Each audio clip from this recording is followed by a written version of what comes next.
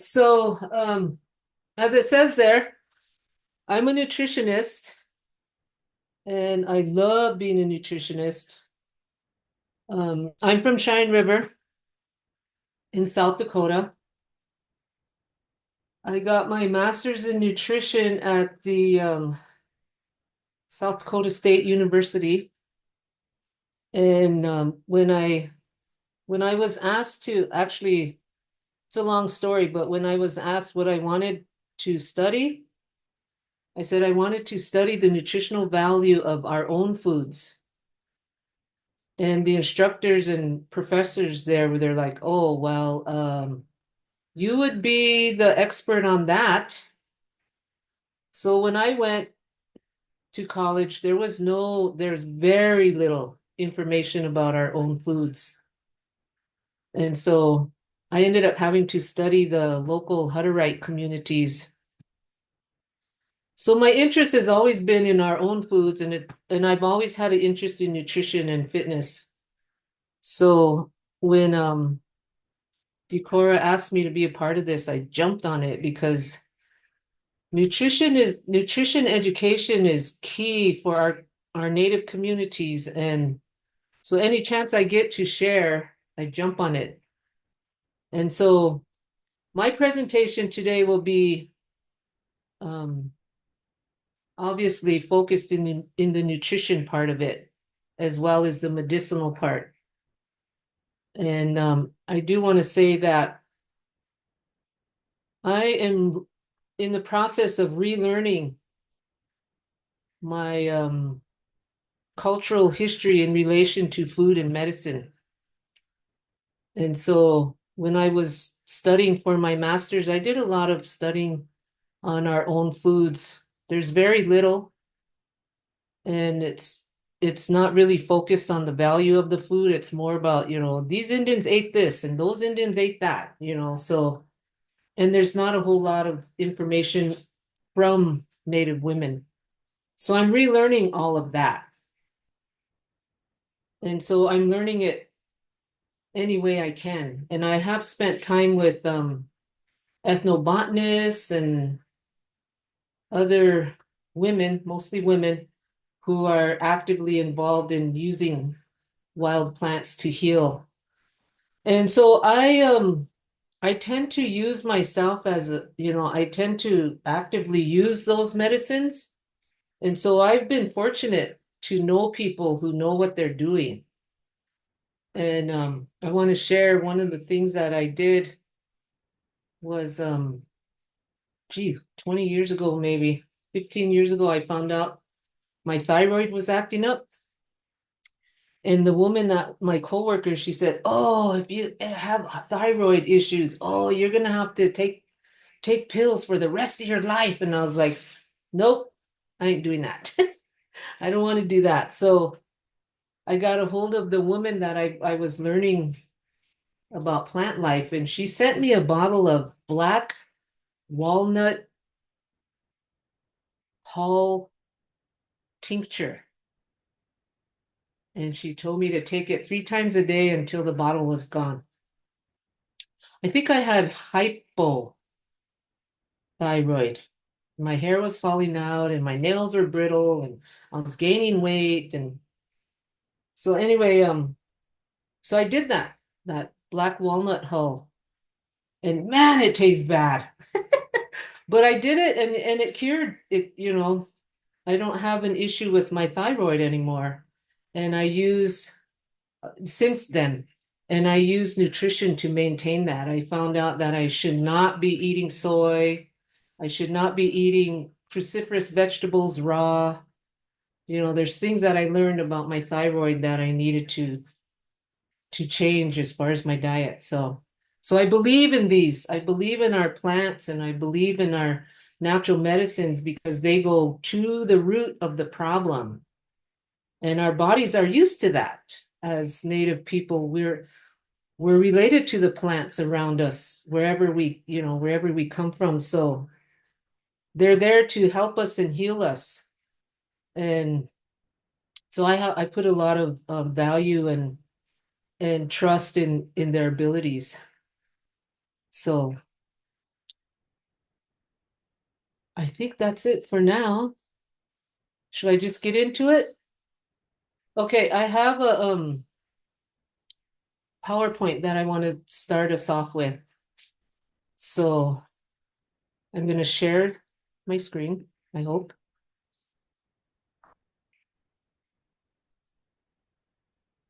Okay, here we go. So today we'll be talking about wild plum, or I will anyway. Kanta is is how we say plum in our language in Lakota. So this is what it looks like in the spring when all the leaves are coming back and everything's turning green. So like in April, May, this is how I know, this is how I can identify where the plums will be.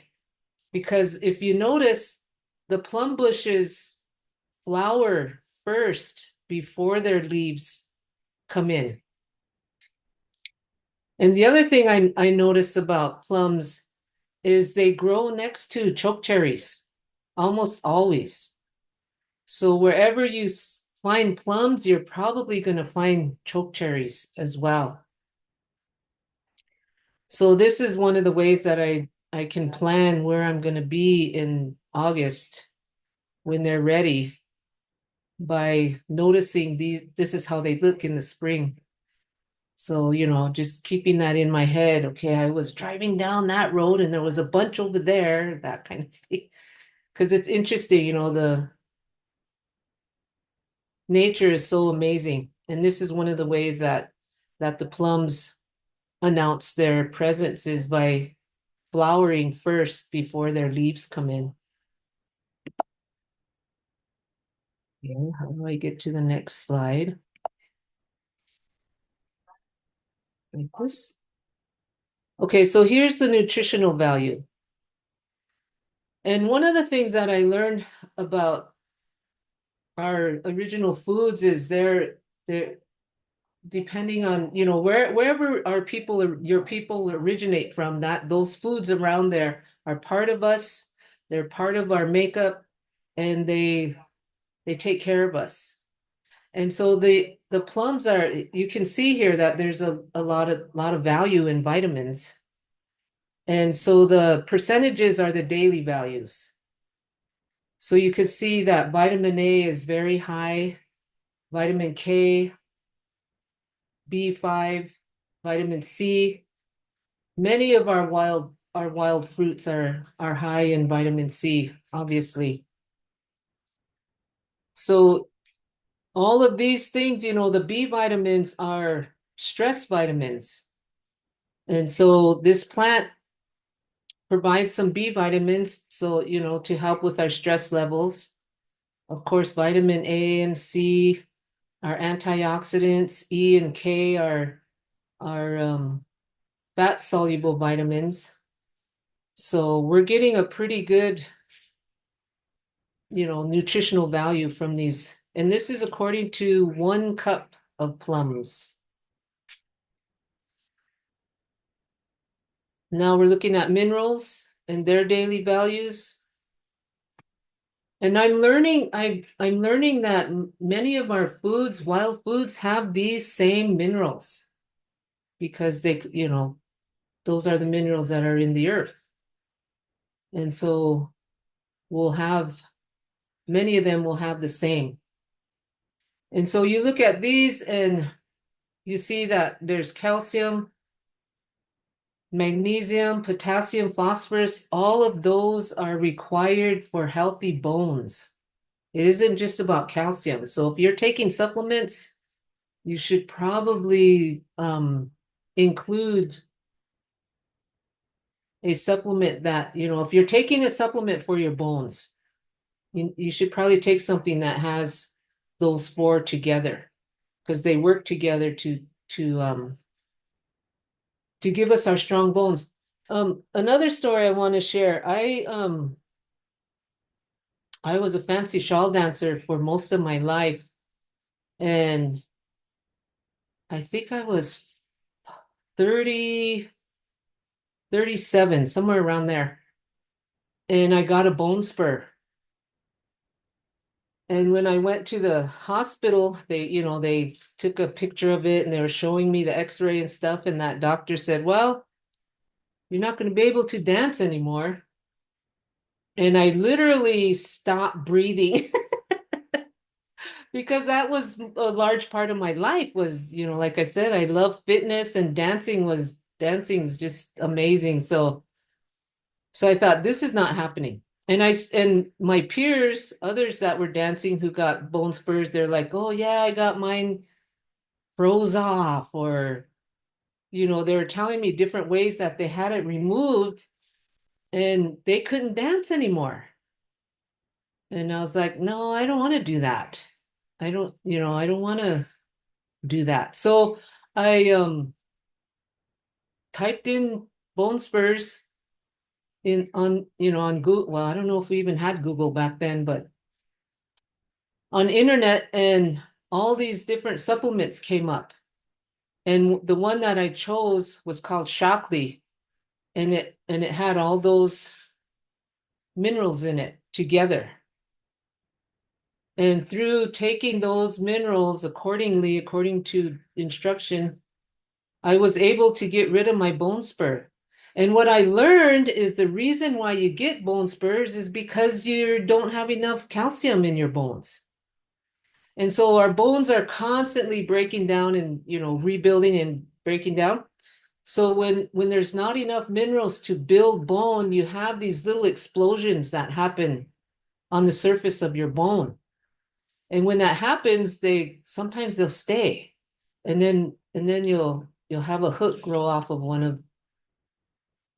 And so I was like, oh, so that I learned that from taking care of myself. So I got rid of it and I was able to dance another 15 years or whatever. And that's, I learned a lot taking care of myself in that way. And so calcium alone doesn't do the job. It's got to have its partners to do what we need it to do. And then the medicinal value, you can see there the flowers, leaves, and inner bark are all medicinal, and that's pretty much for most of our wild our wild plants or any plants, the the whole plant is going to be medicinal. You just have to know what you're going to use it for and what you can't, which part you can't use. But so the flowers, leaves, and inner bark, if you use them all together, they act as a diuretic and they can help rid us or prevent urinary tract infections and kidney stones, break those down. So it's just, drinking tea. And I think the next week we're going to be learning about teas. So I'm, relearning the value of teas, of drinking those every day. And then the inner bark can be used to soothe a sore throat. And we're going to be working with the inner bark today. That's what I'll be working on. So, what I want to do, okay, I think I can get out of this now. Stop share. So what I want to do is show you a little bit. So this is now usually you do this in the fall. And so because right now the plants, because of the change in climate, I'm not sure how they're doing, but usually in normal situations, you do this before before the first hard frost because all the medicine will be in the plant. And after the first hard frost, then it starts leaving and going into the earth. So I got this today, and it's been so warm out that there's probably some medicine back in here. It's probably waking up because we've had 50-degree weather for like geez, long a week probably. But anyway, so usually you'll do this in the fall, and you find one out of respect for the plant. you want to find one that maybe a branch is busted already, and you don't have, so that you're not cutting a new or a healthy piece that's still growing. If you could find one that's damaged or already broken but still has life in it, do that instead of chopping up the plant. And so this, I don't know if you could see, let's see if you could, oh, there's one. The plant will have thorns on it also. So when you're picking your plums, you got to be aware that there's also some thorns on there. So for today's demonstration, we're going to use this one, and I'll definitely use it and see if it works. Like I said, usually you do it in the fall instead of winter, but so I'm gonna get this prepared. What I got to do is take the bark off, and I got a potato peeler. Do I want to ruin my potato peeler? But we'll peel it as far down to the white part as we can. I don't know if it's I think I'm gonna have to go deeper than that. Well, we're getting a little bit of it. So I'm gonna work on this for a bit and also put some water on. The other ingredient that I have, this is really easy. I learned this from, like I said, a woman in Idaho who does, this is her thing. She's a wild crafter. She harvests wild and makes medicines. She's the one who gave me the black walnut hull. But so the ingredients are the plant and then honey. This honey is something that I was fortunate enough to travel to Holland. And so this honey, this is its natural color. It was harvested from bees that live in the forest, and it tastes really good. So, but you want to use raw as you can get it, as natural as you can get it. If you have your own bees, then you're good. But try to get, because antibacterial, it's got all kinds of benefits to it. And it acts like a preservative too. So we'll be using this today. And that's it. These two in water. Easy as that. So let's take a, I don't know, 10-minute, 5-minute break or something, and I'm gonna get started on getting as much bark off of this as I can. But I always call, her name is Darcy Williamson. She lives in Idaho. And we went out there about three times to learn how to harvest and all that. When to harvest. Because some plants, you could harvest them in the spring or whatever you need, and then in the fall their medicine changes. So depending on what you need it for, you have to learn when to harvest it and what part of the plant to use. So it was awesome. I loved it because Idaho has beautiful land, and so she was able to, we were able to harvest all kinds of stuff. And one of the things that I took religiously was because she had a shop. I think she sold it, but she had a shop where she made all the medicines that she harvested. And one of them was it was for your bone health, but I used it for my hair because my hair was getting, it wasn't looking healthy. It was like dull and straggly and thin, and I was like, what can I do? So I asked her, and she said, okay, well, this is what you do, this is what you take.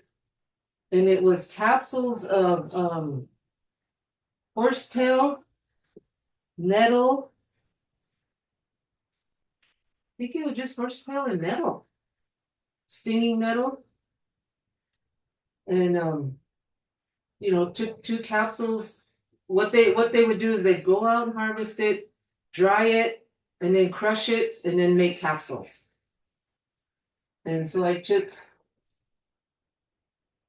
six, no, four of them a day, two in the morning and two in the afternoon or evening. And man, I could just see and feel the difference in my hair. And other people noticed it too. They're like, Marcy, your hair is really shiny. What are you doing? What do you use? And I'm not one to spend a lot of time grooming, so I just told him I'm taking some supplements or vitamins or whatever. Minerals, I guess.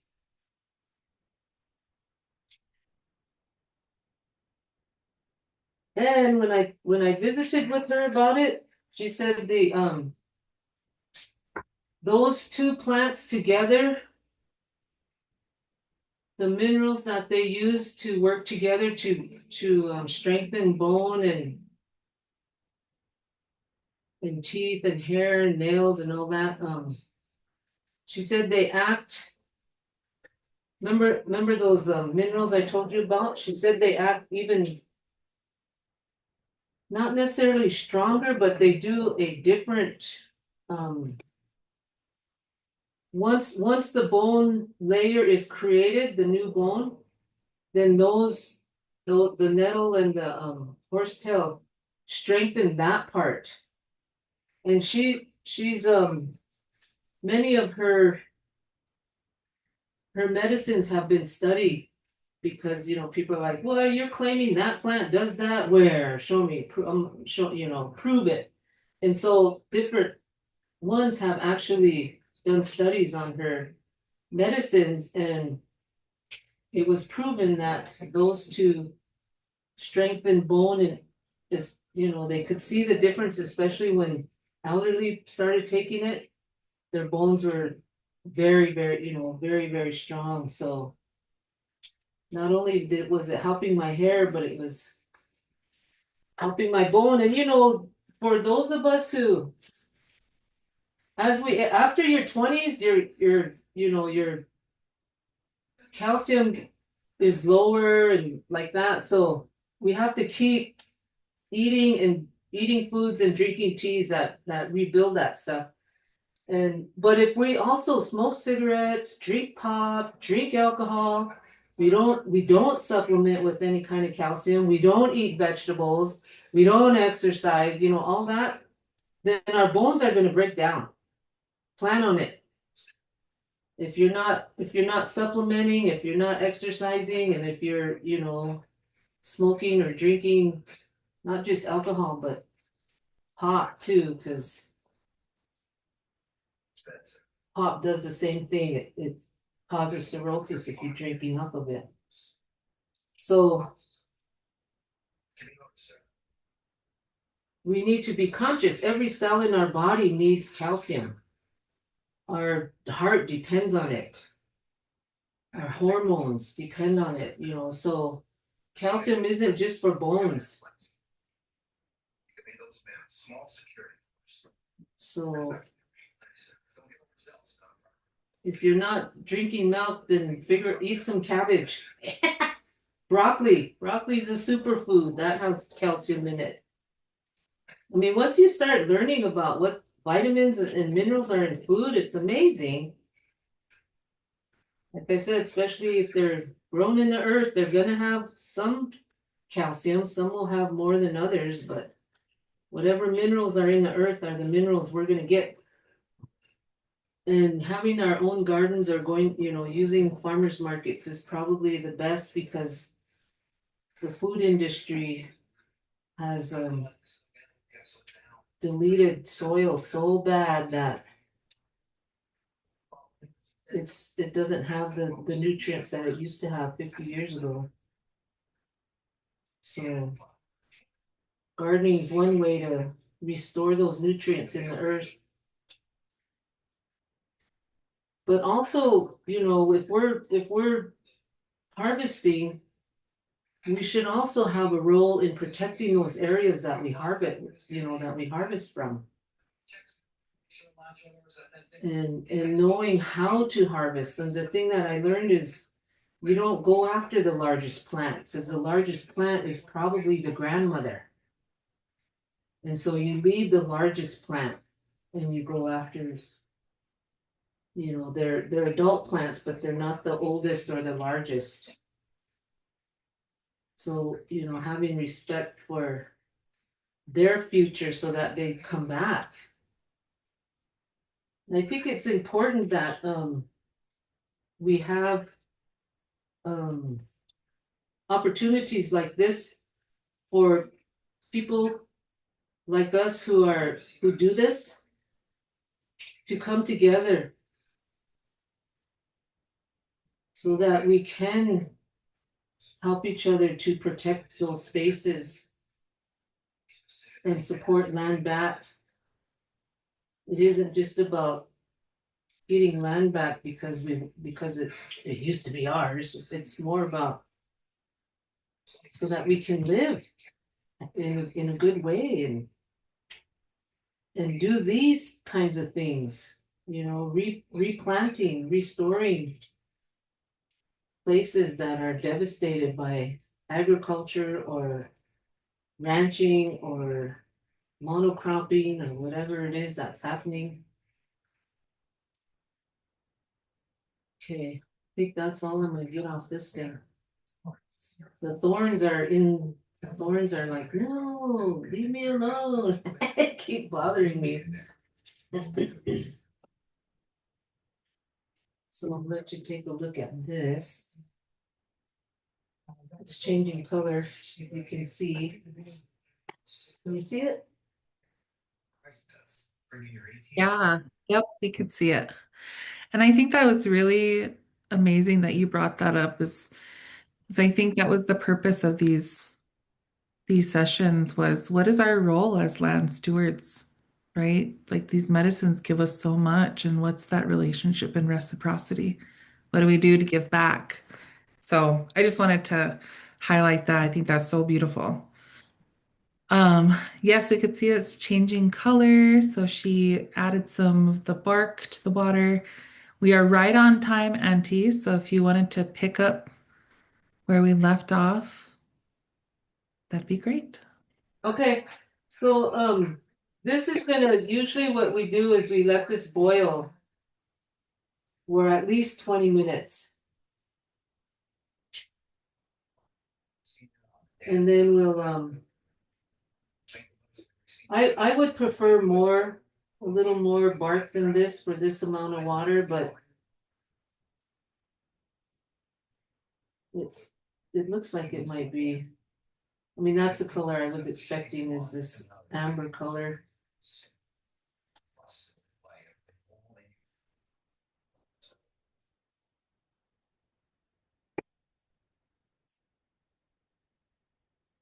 So let me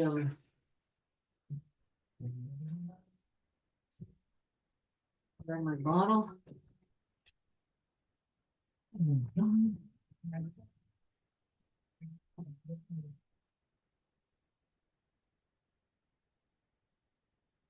I'm just gonna use one of these mason jars.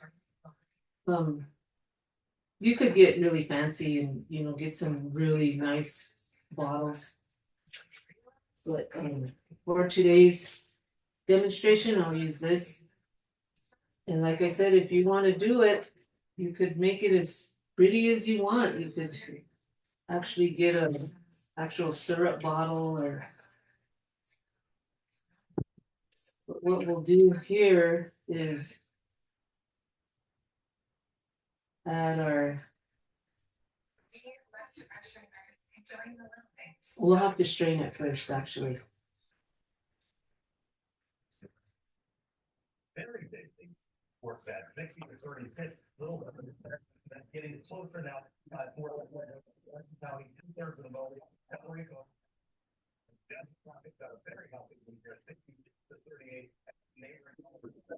This is what I'll use.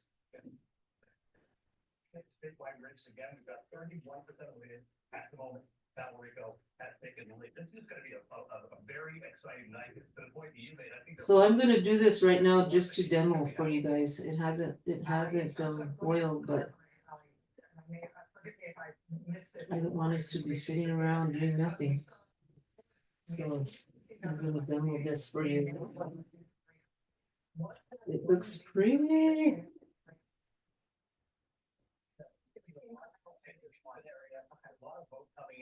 I don't know if I could do this. Let me get us ladle. We'll have spillage all over and not the time is. And look how pretty that is. Oh my goodness. So you can add to this too. This is just the plum bark, but you could add um you could add yarrow, you could add plantain, you could add there's a whole bunch of other, because like I said, a lot of plants, even chokecherry has, you could use the bark from chokecherry and put that in here too, because it has this will help soothe, and because it's like astringent kind of, and chokecherry is definitely for cough. So, and like the chokecherry cough syrup I made last time where I added ginger root and lemon and well, you could add whatever you want, really. Oh my God, look how pretty that is. Wow. Look at that. And then you can add as much honey as you want to to flavor. You know, however you how sweet you want it. Because it's cough syrup, you'll probably be giving it to kids. Or not. I'm gonna have to go back to Holland. Get some more honey.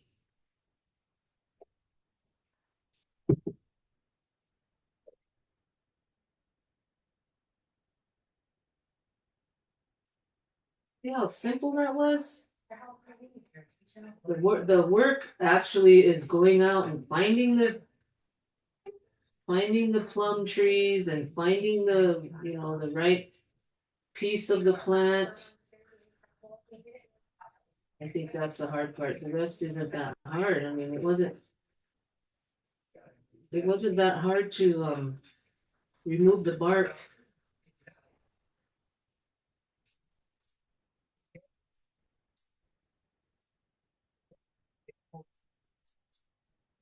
And that's it, everybody. So what I would do is I would let this cool, put a seal on it and seal it, and then store it in the fridge. And you could keep it for probably almost a year, I'd say. Because you know the honey is kind of a preservative.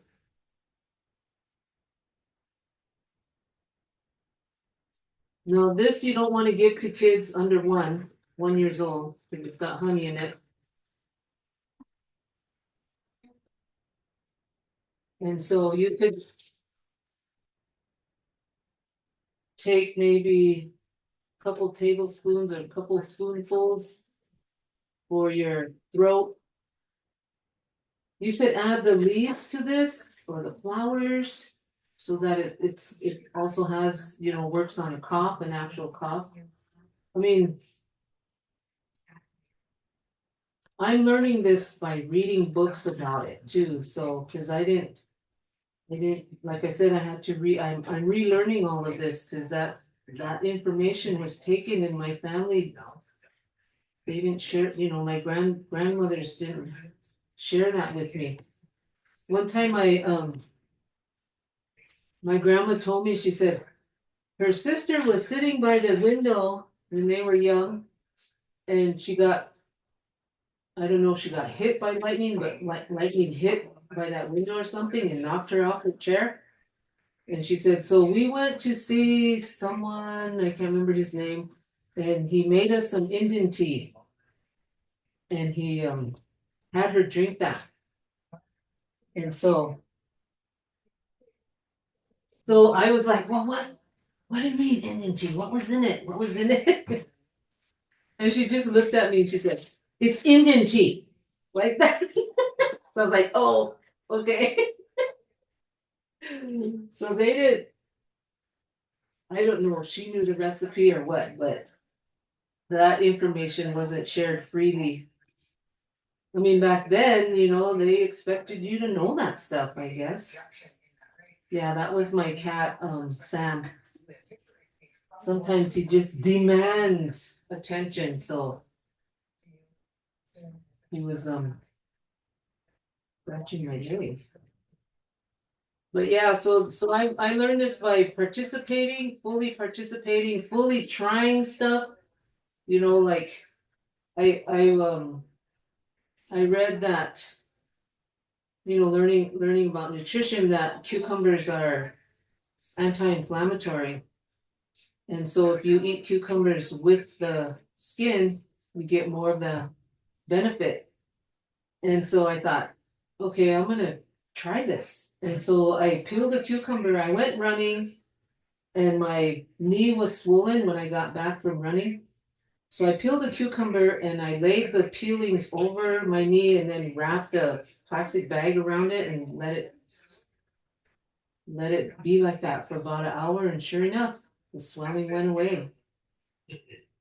So I believe more and more because I'm willing to try it. You have to try it and see what works for you, see how it works for you, because then that's where you learn your dosage and how much. Like this, like I said, I would have used more bark if I had it. And so it just depends, while you're making your medicines, if you actually use them, then you learn how to use them and how to make them specifically for you. So we'll see. I think without the honey, this is pretty bitter. So, and it's astringent, so it may not be that pleasant. So oh, Sam, oh, hey, this guy. I think he thinks I'm cooking. Just terrorizing, huh? I know he's just biting. I mean, scratching, clawing my leg.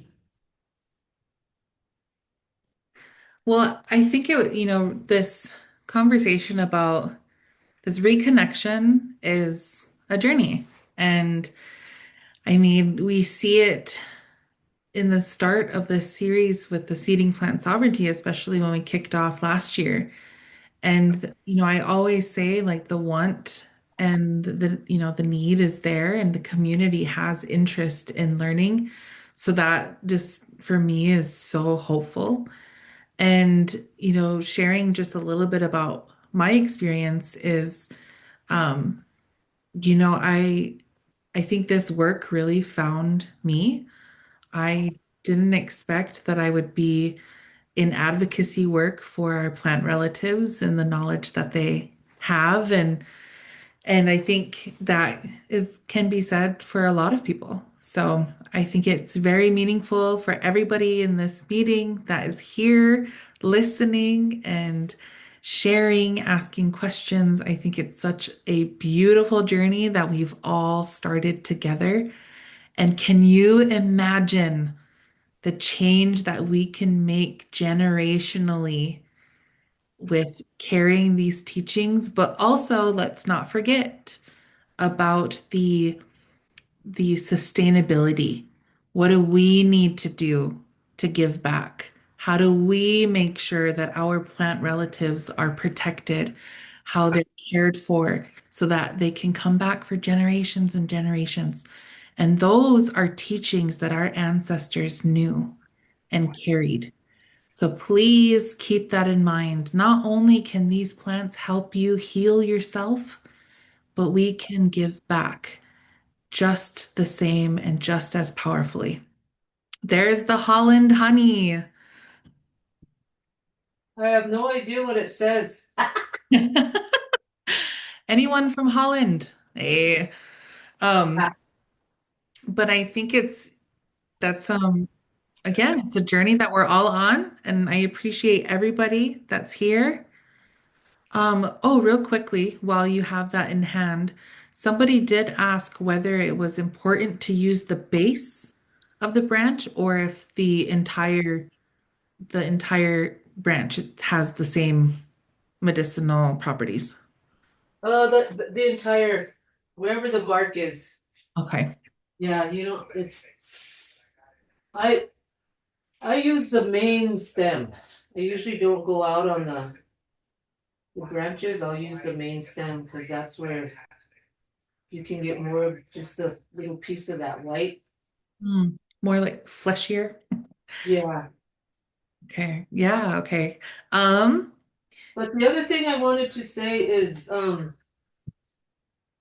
being relearning all this stuff and being taught by different people, one of the things that is always, oh, Sam, oh, one of the things that is always mentioned is to leave some kind of offering when you're out harvesting. And some people are like, well, you really don't need to pray every single time. So I think it just depends on how, what their personal experience is and how their relationship is with the plants. So for me, I'm learning and I will probably continue to learn. So I always say a prayer and leave some kind of offering, whether it's, I pour some water out or whatever I have, tobacco, if I have tobacco with me. But I feel like I need to do that because I'm learning and I'm still creating my relationship with the plants. So out of respect, I feel yes. like I need to do that. Yes, give back. Let's learn these traditions that we have and carry them on. Share them with the next generation so that all of these can move forward with us. And so it's such a beautiful teaching. So we really appreciate you being here.